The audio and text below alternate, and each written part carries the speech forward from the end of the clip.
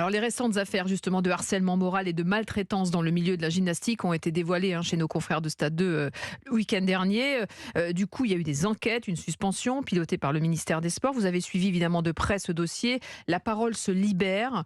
C'est souvent des histoires qui dataient de l'époque pendant laquelle vous étiez aux commandes du ministère des Sports, mais dont vous ignorez l'existence.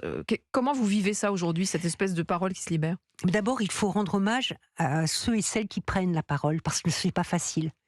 Vous avez été dans la famille du sport, vous avez été athlète, vous avez eu des entraîneurs, etc. Et il faut prendre la parole. Il faut apporter une critique forte contre cette famille auquel vous avez appartenu. Donc, bravo à elle. La ministre a pris des dispositions avec l'enquête et tout. Très rapidement d'ailleurs. Très rapidement, donc, très bien. Mais je pense qu'il faut aller plus loin. C'est-à-dire, qu'est-ce qui se passe dans la haute performance ? Il faut qu'on ait un regard sur les conditions d'entraînement dans la haute performance. Comment sont formés aujourd'hui nos entraîneurs ? Comment les athlètes, quelle que soit la discipline, la pratique, trouvent le chemin si elles ont l'impression de subir une maltraitance ? Voilà. C'est-à-dire qu'il ne faut pas simplement dire « il se passe quelque chose, il s'est passé quelque chose à la fédération de gymnastique » ou « il s'est passé autre chose dans telle ou telle fédé ». Il faut traiter du problème en lui-même. Comment on traite de la haute performance et des conditions d'entraînement dans la haute performance. Moi, j'aime bien quand on entend « il faut 80 médailles », il faut... Bon, tout ça, ça me hérisse.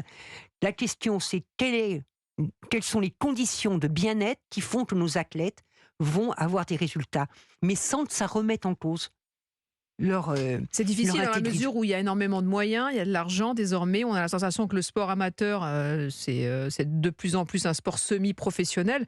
Forcément, l'appât du gain, il y a des enjeux qui L'appât du gain, oui, ça concerne quelques pratiques où il y a un sport professionnel très développé.